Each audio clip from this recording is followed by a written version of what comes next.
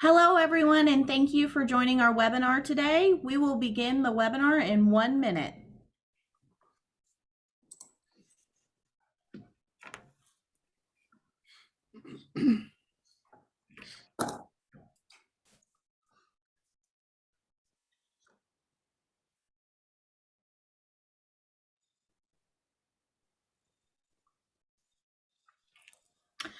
Welcome, and thank you for joining us today. We'll get started in just a second with the program, but I want to take a moment and let you know a little bit about Oklahoma Manufacturing Alliance and how we're growing stronger in 2021.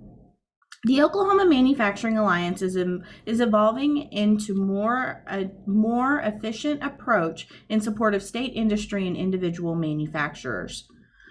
One of the ways we want to share that detailed expertise is through these webinars. This is just a brief overview of what can be a very detailed experience of single point accountability and decision making. Of course, we still rely heavily on our network of sponsors and partners. Many of those partners have capabilities and services that complement our goal of making your business more successful. We certainly cannot do it alone. We have many of our sponsors and educational partners on the call today. Thank you all for those of you who are joining us. And remember, MEAs are still accessible, and traditional services like problem solving, business connections, and engineering work remain available for manufacturers in all 77 counties. We are still there when you need us. And now on to our webinar. Today, our webinar has been pre-recorded by its developer, Mr. Shane Barber. Throughout the event, myself, Daniel Kerr, and Donovan Hensley of the Oklahoma Manufacturing Alliance will be live and answering your questions as they arise. Please utilize the chat function during the presentation to ask questions, and we will also have a live Q&A with the team afterward.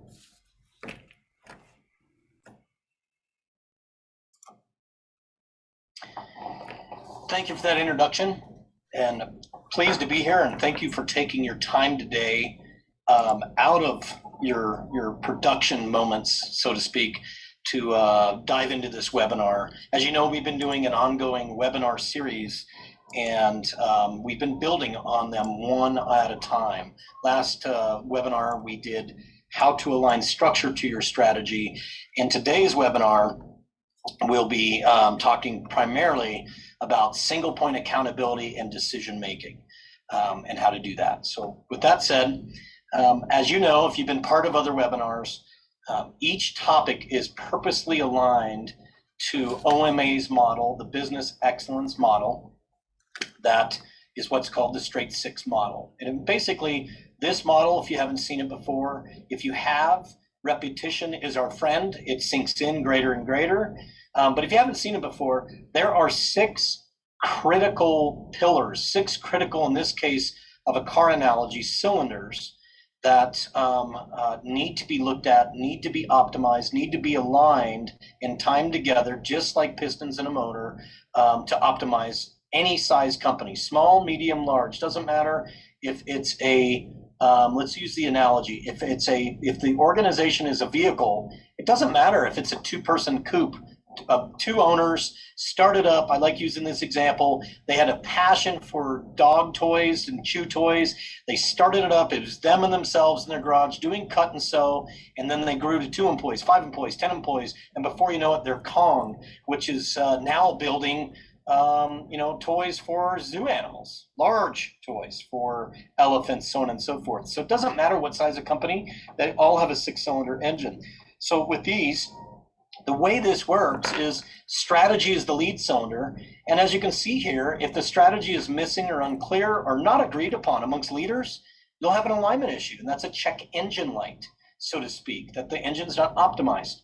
If your structure isn't aligned to the strategy, and last webinar, we talked all about structure, all about organizational structure, reporting, hierarchy, how many direct reports a leader should have, or a manager should have, how many levels in an organization. And so if your structure isn't aligned to the strategy, you're gonna have siloization. We'll talk about siloization today. People live in the structure, and that's where roles are. And so if people aren't enabled or empowered, you're going to see lack of engagement, and that affects how your company runs. But you can't optimize that unless you look at the structure, where those roles live, and align it to strategy. And then methods and tools, where continuous improvement and lean lives. If you don't have standards set on how you produce your products, produce your services, perform the jobs, the roles, then you're going to have variance, and that cylinder needs to be optimized.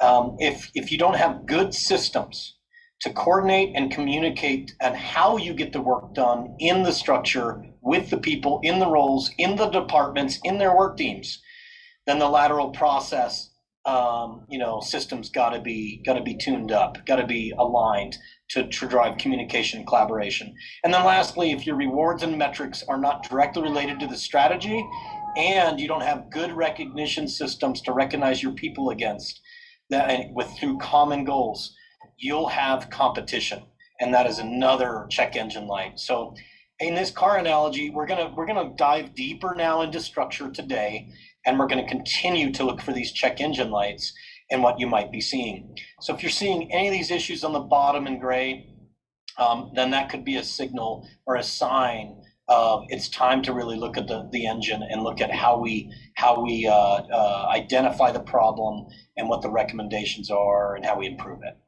So given that, again, we kind of see ourselves as a mechanic.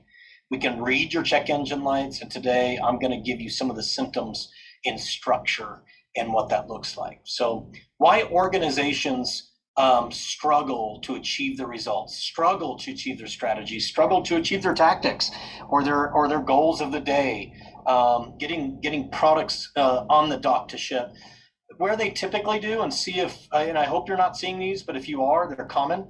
It's often the challenges in companies are not what they seem.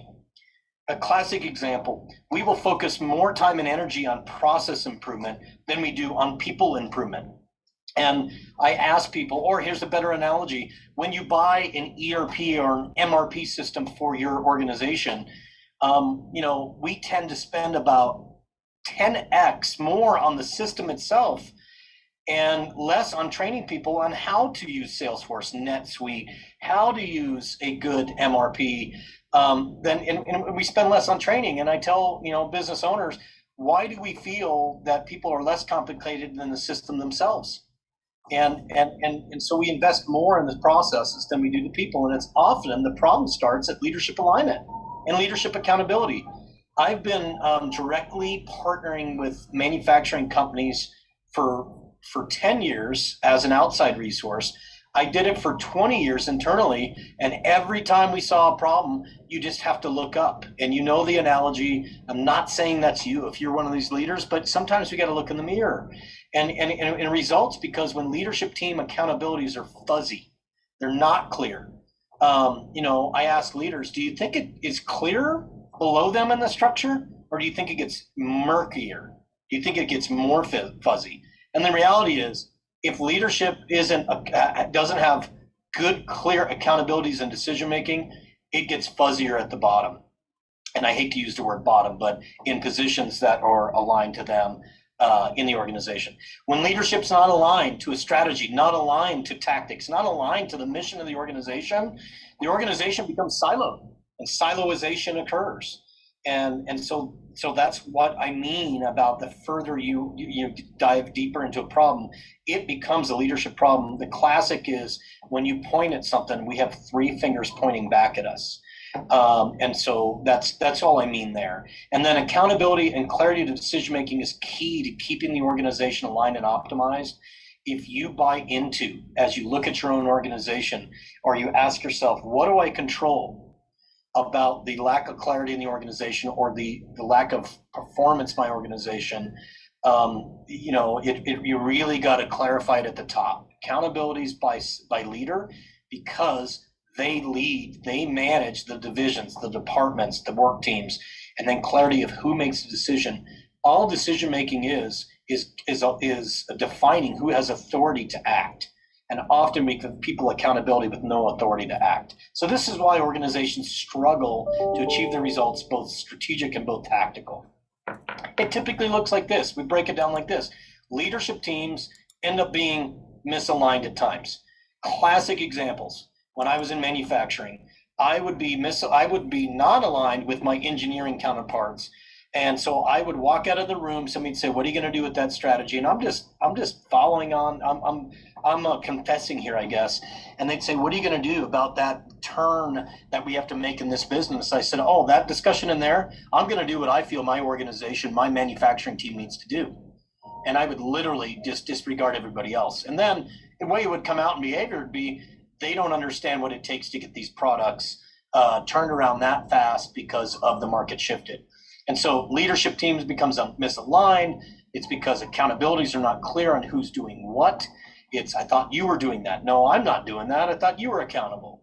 Leadership team doesn't follow through on those actions because nobody feels it's their job. It's like calling 911. If you don't, call out and point at somebody, you call 911, the likelihood, and there's been studies on this, the likelihood of anybody calling is much less. And so if leadership doesn't follow through on their actions because they don't think it's their responsibility, teams do their own things because they don't have clarity of what to do, when to do it, how to do it, the company doesn't meet its metrics. I hope it doesn't sound familiar to you, but I will tell you this. 10 years of consulting, 20 years of doing it internally, it often lies at the level that we are all in, the leadership level. If we aren't directly creating it, we're indirectly creating it by not creating this clarity. Your team needs it. Ask them, they'll tell you. The number one thing that plagues organizations next to leadership alignment is people not knowing their role and how they're measured.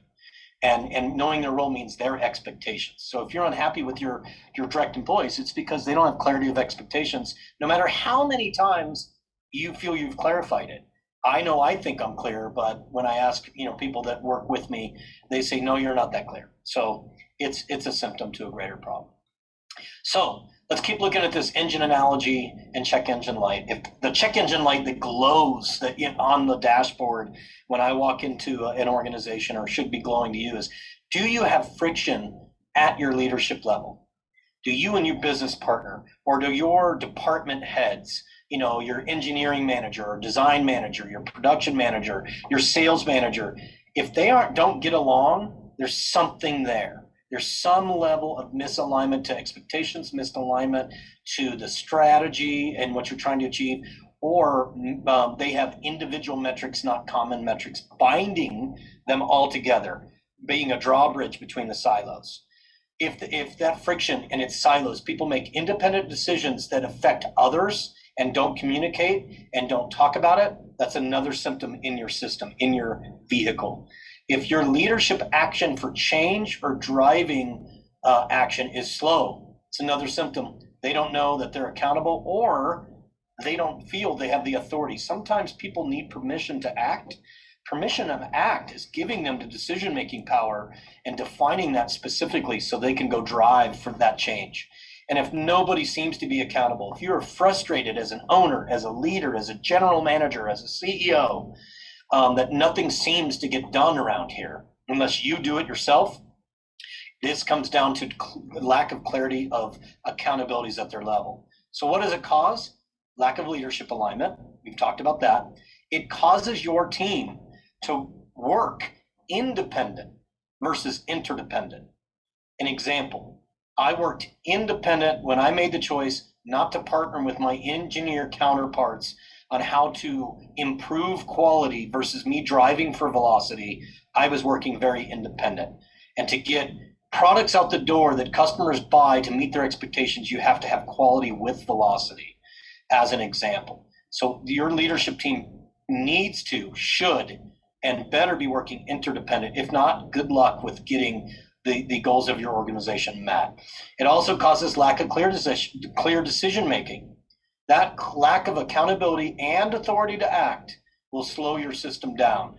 If you are always being called, "Hey boss, I needed to call you because I got to make the decision if I rush ship the raw materials to meet the schedule." If they're calling you and you're frustrated, then you need to push that authority down, but put boundary conditions on that decision. Put a simple way to do that is, "I'm comfortable with you, Shane, making decisions that are $5,000 or $10,000 and less." Or maybe it's less than that, depending on the size of your company, but put decision-making criteria together, and we'll talk about that in a bit on common company decisions. And lastly, lack of accountability causes, when people aren't accountable, nothing gets done. People say they want accountability, but often what they mean is, I want to hold my team accountable, but I don't want the same accountability as they are. Well, for leadership teams, it starts there because it's an accountability waterfall, and I'll talk about that in a minute.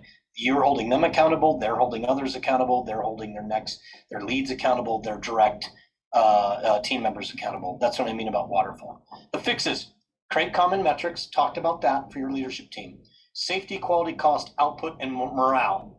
Really simple measures that have other measures below them that you hold all of your leaders accountable to, including your sales team. If your sales team sells stuff that is impossible to produce in the timeline they quote it, there's a problem. They need accountable for on-time delivery, their quality, and safety at your plant. Same with engineering, same with production. Everybody needs to be accountable. And because common metrics will drive them to do common behavior, fancy word for drive them to be interdependent, work together to solve a company problem, not a production problem, an engineering problem. Second, develop a decision-making process. I'll share a simple one today that's catchy, that you can remember with an analogy here. And then single point accountability. You need to have not two people accountable for the same things. There's very few exceptions, and you can tell I feel strongly about it with the amount of experience I have with this. One person's accountable to call 911, not three. Where does this play out? There's few examples where you should have checks and balances. Financial reviews, checks and balances. And then second, quality.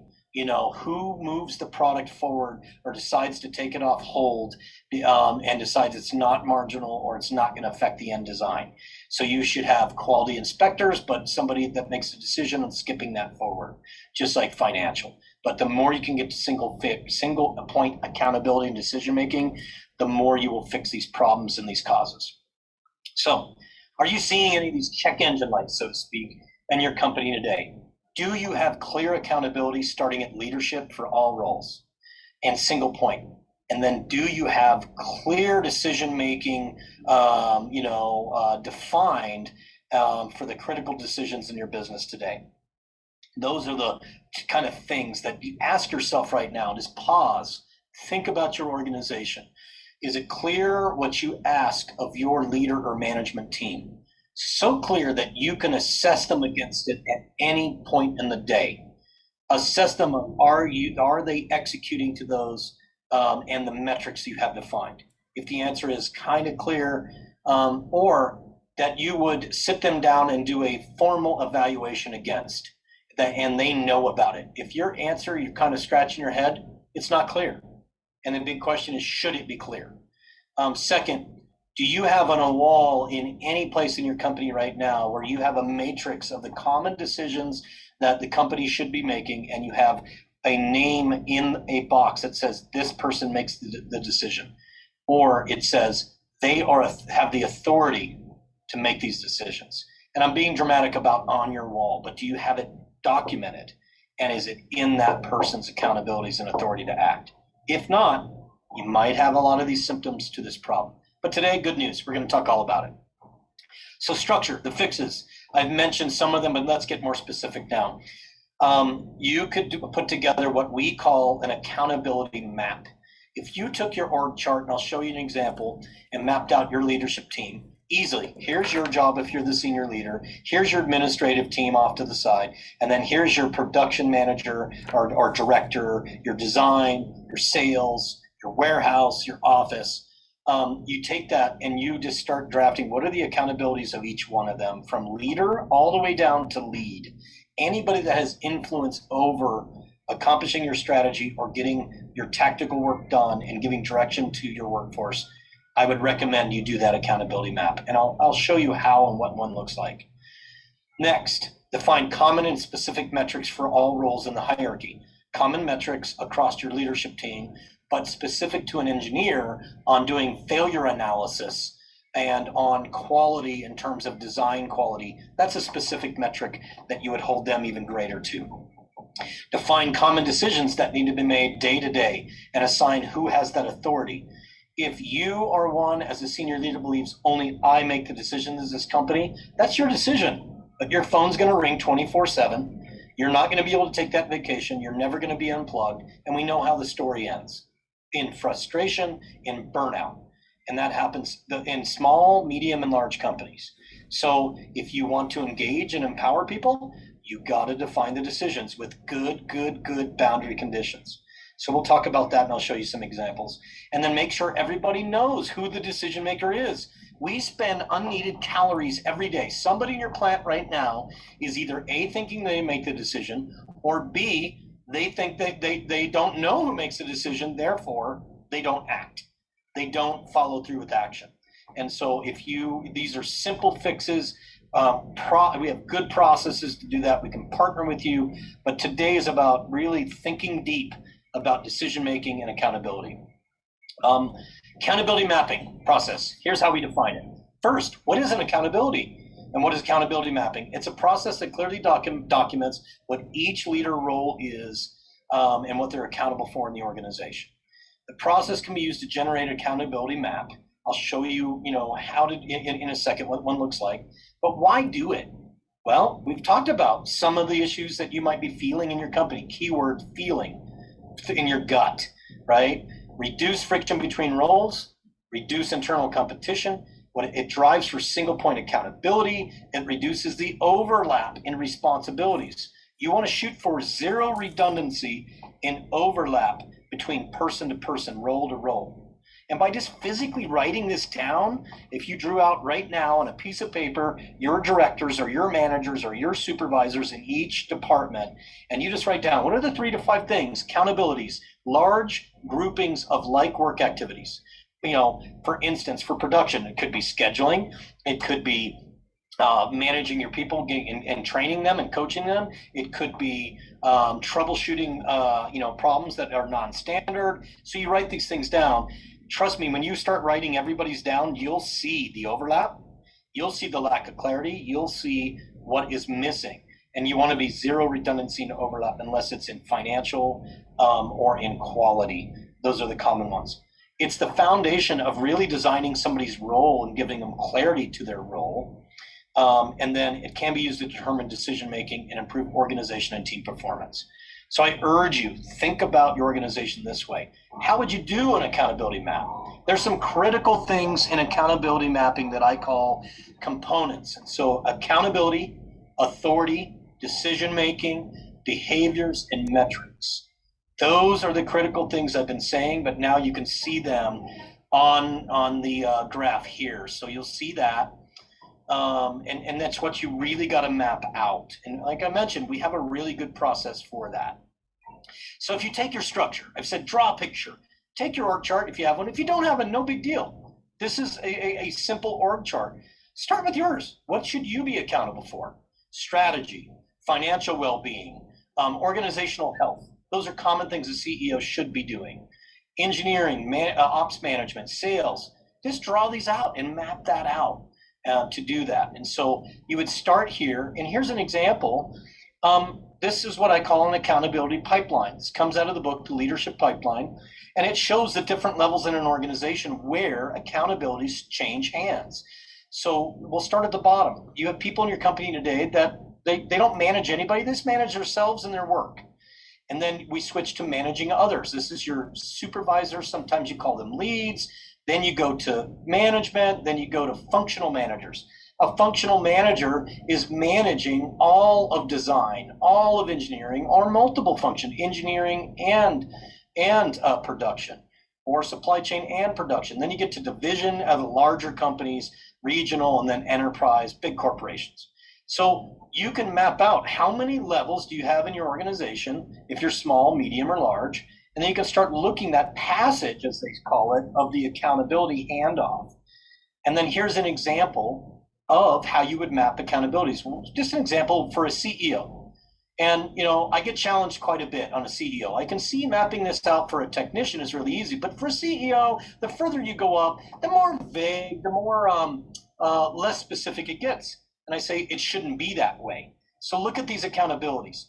Long-range strategic planning. Ask yourself, if you're a CEO, should you be spending 10% of your time planning and maintaining the plan, measuring the plan, monitoring the plan for where your company is headed for its growth long term? Why do we put time next to it? So you can hold people accountable. Are you spending on average of 4 hours a week thinking about your long range versus tactically solving problems as a CEO? If not, should you be? Organizational integration, health and culture, making sure engineering, sales, marketing, all are working together and it's healthy and you're meeting your intended culture. So holding your team accountable. Financial stability and growth for the company. Stakeholder relations, that's your board, that's your customers, that's your accounts. That could be banks, that could whomever you got to keep engaged in where you're going as a company. Lead, manage, and hold your direct reports accountable. And then succession management, growing the next level of leaders. So this is a good example. Some of this is a real example of a CEO that's in a company today that is managing themselves and letting their people know what they should be doing. So you would start here, and then you would waterfall this down. If I am a CEO and I should be doing these things, then what should my engineering director be doing to enable me to get my job done? So you would map all these accountabilities out for the org chart. Here's an example of what I call the waterfall of accountability. If the CEO's primary accountabilities is strategy, goals, objectives, and managing that company health, that financial, workforce culture, etc., of what I shared earlier, then look how this waterfalls. They set the strategy, goals, and objectives. Then your directors or managers, or if you're smaller, your supervisors, they are to execute that strategy, those goals, objectives for their department and manage the company resources and identify the improvements or the how you're going to achieve the strategy. So how does that waterfall to the next level for team leads? The team leads coordinate your daily execution of your tactical schedule. So your daily, weekly goals, supervise performance, and grow and implement the improvements so you achieve the strategy. So that waterfalls into coordination. And then for team members, they got to oversee their hourly, daily work of others. So this could be team leads overseeing that and doing that. This could be, people that are coordinating that work for the schedule. So they're overseeing daily, weekly, monthly. And then if I gave you a true team member, a machinist out on your floor, they are executing their personal work. So this is an accountability waterfall. This is an accountability map at a high level of what each role's function is. Leaders are to set the strategy and goals. Director, manager level is to execute it at their level, their departmental level. For supervisors, it's coordinate that. For team leads, it's oversee that it's happening more tactically daily. And for team members, it's be doing and executing their own personal goals and their team's goals. So all roles are accountable to the strategy. All roles are accountable and attackable, but there's decisions need to be made to make this happen. So again, that's how you would map your accountabilities and waterfall it through the organization. This looks simple, I know to you on paper, but it's kind of technical. So I would go back to this picture and say, your start, if you said, I just want to get a feel for this, and really, how specific should I be? Pull out an org chart, create an org chart on a napkin, write down your leader roles, and start jotting down the accountabilities from your level all the way down. Then the next step is validating that they're doing these kind of activities, and then where does decision making come in? So that's how you would set accountabilities and how you would ensure that each level is handing off to the next in those passages of that work. And then, and making sure people are performing that. So given that, we've talked about accountability, we've talked about accountability mapping, talked about doing it at your leadership team, and given a real simple example of how to be thinking about that right now as your team. So now let's switch over to problem solving, defining how to do that. So the problem with decision making in companies is people are left in the dark. And this is a cute analogy, but hopefully it sticks with you. if you've ever felt that you were in the dark on a decision being made. What's this look like? You're in a staff meeting and you say, hey, we're going to switch from this product to this product, and we put it on the schedule. Like, who made that decision? Well, I guess I didn't get the memo. I guess I'm in the dark.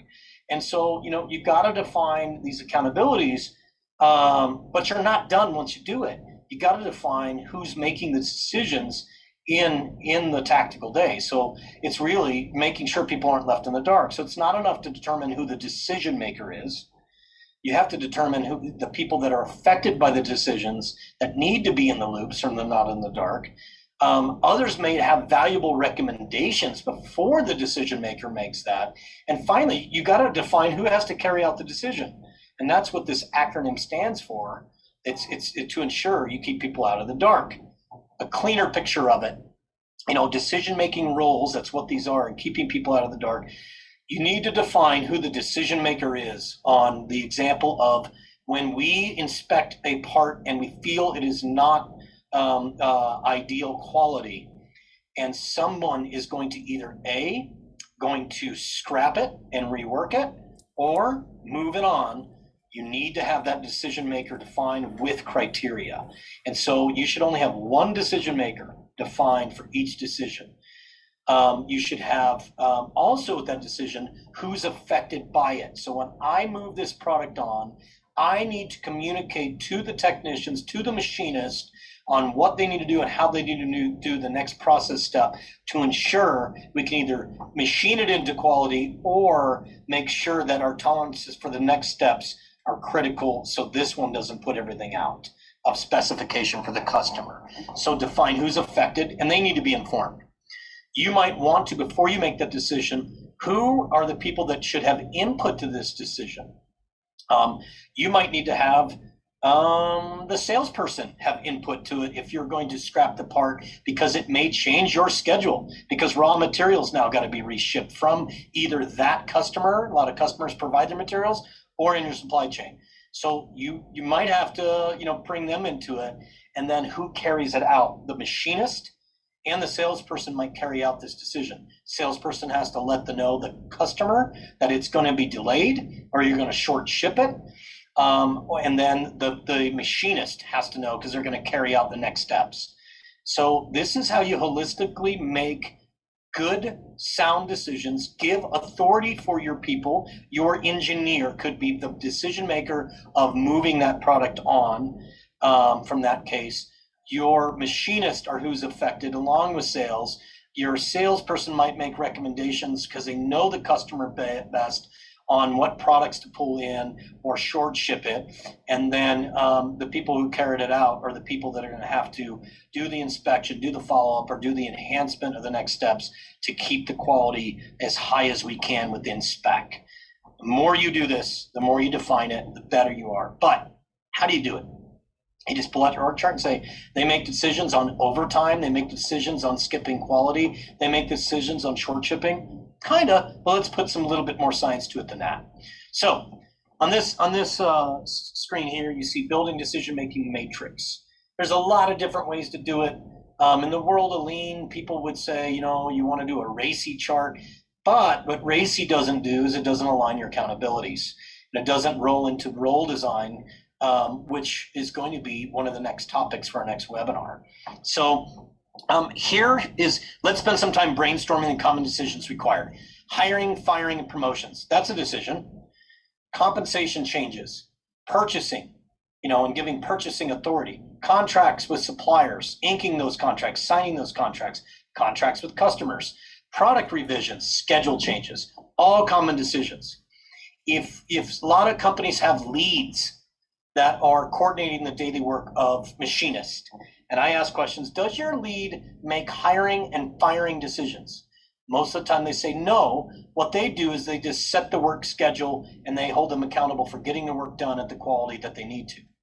Great. Then you need to clarify that they give coaching but not performance feedback. And that performance feedback, they can't hire or give a written warning or disciplinary action. And I've done this. I went on vacation as a young supervisor when I was in my 20s. I put my lead in place, said, look, I really want you to make sure that we meet our schedule next week. When I came back in, every team member I passed and said, thank God you're back, Shane. And I was like, uh-oh, something's happening. Check engine light's going off. And then when I met with my lead, he said, yeah, I had performance conversations with everybody for the 2 weeks you were gone. And I let them know where they sat. And I said, oh my God, let's call him Jim. Jim, that was not your job. You were just to coordinate the work. You don't manage their employment or their promotion or their performance management. And then I immediately said, that was my fault. I did not clarify your decisions. So common decisions on the top, who's the decision maker, who's affected, who can be a good person to get input from, who would recommend that, and who carries it out. Here's an example, the bottom. I know it's kind of an eye chart, but types of decisions, hiring, compensation, all the things up top, we put in, those same decisions. Decision maker, let's take hiring, firing, promotions. Decision maker could be your COO, or it could be your production manager. They can make the decision of hiring, firing, promotions. Who's affected? HR, because there might be an employee grievance, or they might need to make a compensation change. This has happened before, probably with you. Somebody has made a decision to promote, the check came and their increase wasn't in it. It's because HR wasn't identified as who was affected. Recommender, all managers, you might want to get feedback on people, peer feedback, direct manager feedback. So in this case, the manager is trying to influence to promote somebody, but the COO makes that decision of anybody in operations. So they're a recommender. Who carries it out? The hiring or the direct manager of those people. And so this is a good example. We have plenty of them. HR, compensation changes, they might make that decision for each role in an organization based off of a compensation system and looking at competitive pay rates in the industry. Who's affected? The managers, the recommender, the director, and who carries it out? The manager. So this list, and I'm not going to go through each one of them, but this is how you're defining a decision maker, giving authority to act. This is how who's affected, who the recommender is, and who carries it out. Trust me with this. If you're thinking, oh, that's a lot of work, that's getting really technical, this will pay off in the end. It'll keep your organization functioning at a much higher level. It'll keep your phone from ringing less. It'll keep your organization making quicker decisions faster, but you must set boundary conditions. A common boundary condition on purchasing up here is set a purchasing level that a buyer is able to make on their own. And so I put $5,000, $10,000, $20,000 for your company. It might be $500. And that is okay. But tell them anything below $500 with this criteria, make the decision. Safety equipment, it could be, buying, replenishing stock, could be tools, could be, here's a good example. If you have a storage area where you have supplies and a machinist can walk in and get a new bit, you've given them the decision to make that bit, but you're going to let them to order a diamond tip? A $500 bid? Probably not. And so define that criteria for these decisions, put it on a matrix. And this is what I believe. If you put this on a wall in your leadership room where you have your operational meetings, then people start talking, like, wait a minute, who makes the decision? You look over your head, you go, COO makes that decision. You turn to your boss and say, hey boss, so you have everything you need from us as a recommender for you to make that decision. I do. Can you make it now? No, I can't. Okay, great. When can you make it? And notice I'm asking my boss, but a boss might say, hold on a minute, guys, I make that decision. I want your feedback, but I'll end up making that decision and I'll let you know when. And so that is how this would be put in action, using a decision matrix with your accountabilities and your authority. So you might be able to start this on your own. If you want to partner, the OMA can be that partner. So this is how you keep people out of the dark. So what's next?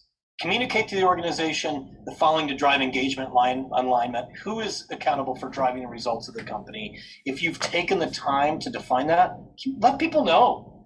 Who has the authority to make those decisions? This is important because people need to know who makes that decision. And they most importantly need to know it's not their decision to order that part. I've had people order parts. I'm like, why did you do that? I thought that was my decision. No, it's not. It's mine. And then utilize an accountability map, decision making matrix to drive daily decisions and workload balancing. So, that's really how to take this next. I've shared the examples. I've shown a matrix and given an example how to use it daily. So hopefully that was helpful. I know it's a lot in a short amount of time, but we're trying to make these webinars quick and efficient because you have a day job keeping the wheels on your organization and getting those products out the door. But that's just some next steps you could do. If you need a partner, the OMA has that today.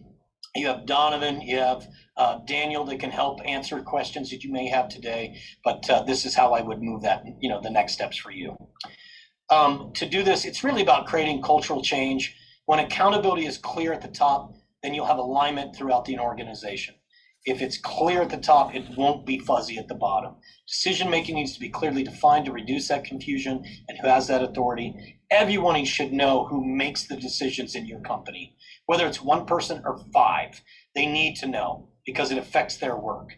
And then all 10 members should know how to suggest and influence those decisions and whom they want to influence that so they can carry it out. And when leadership's in alignment, everybody else that follows you is in alignment, like in this picture to your left.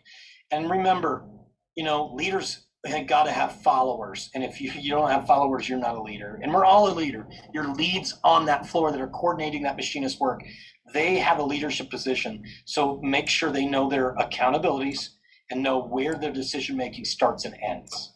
And so that's really how to create this change, how to achieve your strategy, how to achieve your tactical schedule day in and day out, hour by hour.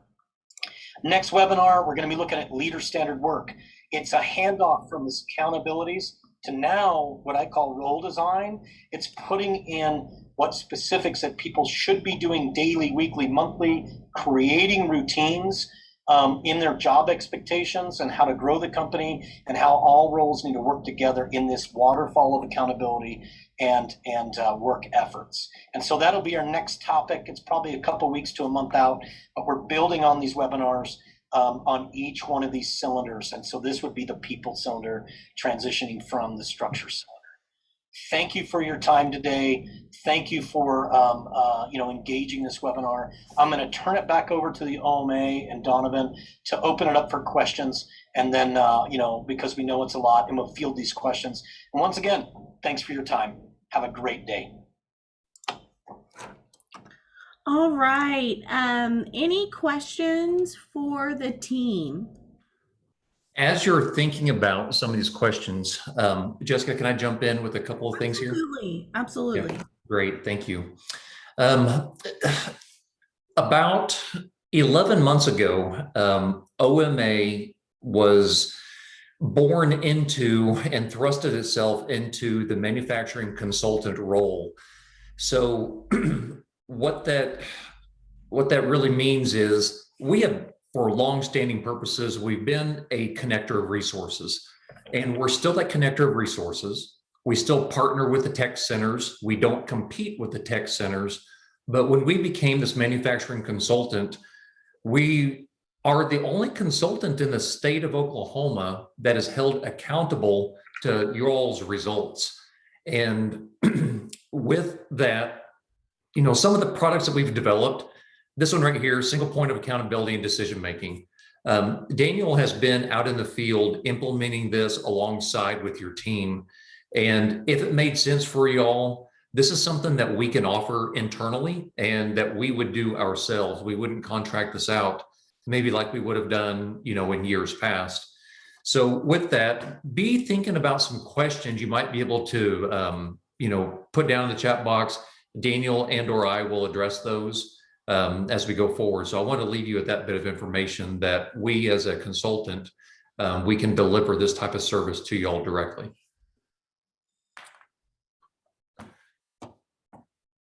And just so you know, there was a mic drop in the comments for the amount of information that was pushed through the webinar. So thank you, Laura, for that. We appreciate it. It definitely is. And, I've been through this many times. And it's one of those things that every time you go through it, you pick up something new. If y'all were like me, I took down a few notes of myself. There are a few things that hit very close to home, even as an organization like the OMA, that we're proud of the fact that we use this internal saying, we eat our own dog food, meaning we practice what we preach. Otherwise, we'd be a hypocrite in not doing that. So we have put this in place internally. We've gone through the accountability mapping internally. But with my role and the director role of sales and operations, there are some of these things that hit close to home to me. And I took several notes as well. Daniel, I'm going to hit you with a question. So you've most recently implemented this in the Tulsa area with Company X. We'll just leave it at that. So as they went through the process, what, in your opinion, was probably the most eye-opening thing going through the process with you that you led them through? And you're on mute, by the way, just so you know. Yeah, thank you. This isn't, I think Shane alluded to this a little bit, that when you look at this module specifically, you think, you know what, whatever, we can do without this. This is a lot of work, it feels like, for something that is a little bit nebulous. And I think going into it, there were a couple people in the room that felt that way. Once you start digging into the specifics of, especially the question of, how many times does somebody come to you and ask you a question that at the end of it, you think they should be able to answer that themselves, or I want them to be able to do that themselves, or that's a really capable person. Why don't we give this person the ability to go handle that? That's what I think, the clarity that they got. And they were, again, in a little bit of a unique position where they were moving from an R&D into a manufacturing facility. So for somebody that is either, and again, I think we talked about this in the last module, anybody that's moving from R&D into manufacturing, anybody that's changing from a job shop into manufacturing, anybody that's increasing their manufacturing, anybody that's decreasing their manufacturing, not having people that know what their role is and what their name is, their title isn't enough. Them knowing the boundaries of where I should work at, what I should go execute, what I should go do. And at the end of the day, know that my boss is happy that I'm taking care of the things that he wants me to, or she wants me to. That's the big value in this that I see. And I think that's a big value that they saw. All of them, the bosses, felt comfortable that they were putting their people in a position to go handle what needed to be done and to grow them, and to be able to have a clear conversation at the end of the year. And the people doing the work all felt like, I know what I'm supposed to go do and spend my time on. Yeah, I agree with that side of that, Daniel. Something that hit me last week that I thought I would share was, we're working with a lot of companies, as that consultant, delivering a lot of stuff. And I know a lot of the things that we've been doing have been very eye-opening for people, but this right here is what hit me really close to home of, when I'm speaking for the owner of another business, that person stated when they took the reins of the organization, it did not come with an instruction book. If it did, the instruction book would be about this thick, probably.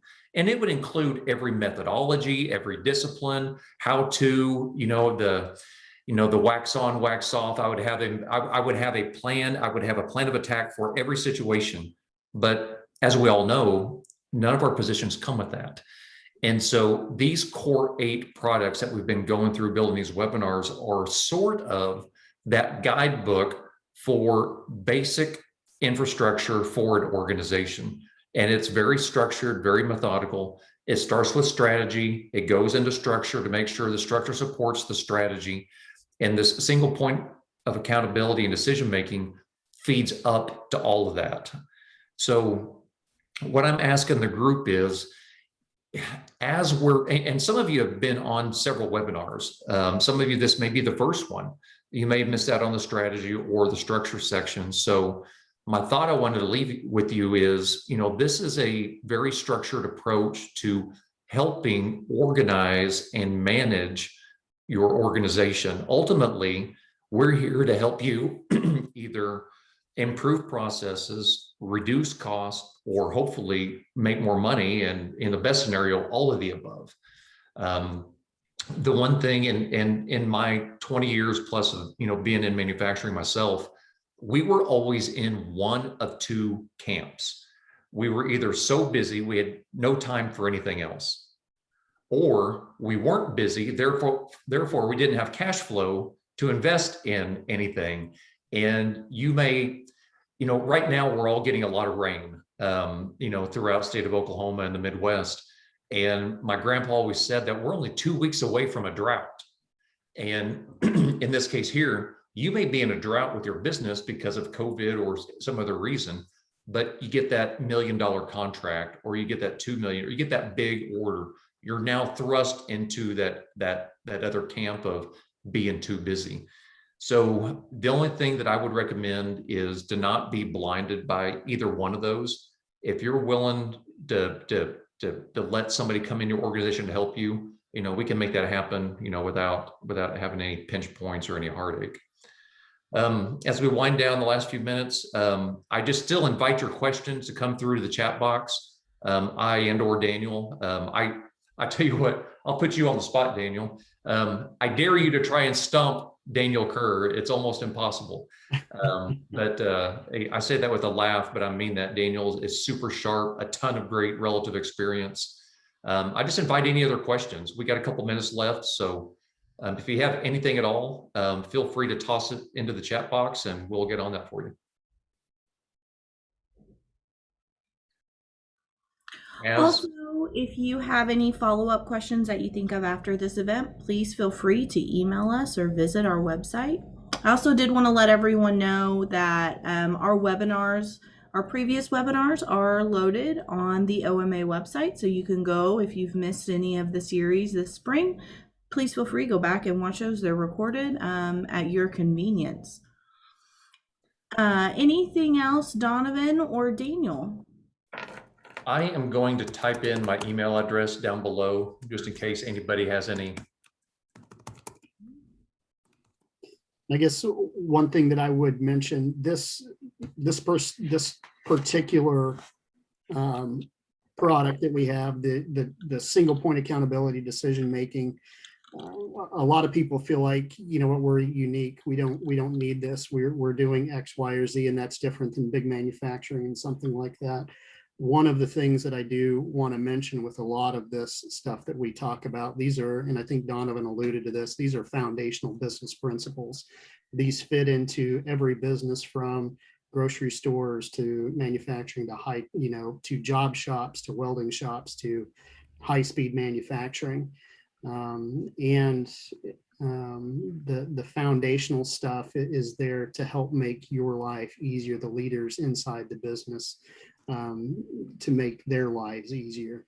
And one thing that we want to make sure, just as a business from an Oklahoma Manufacturing Alliance standpoint, we're not there to tell you what you should do. We're there to help you find the path that your business is supposed to take and help you find success for what you know. We don't want to be the experts. We know you're the experts. We just have the ability to help you get to where you want to go. Good point, Daniel.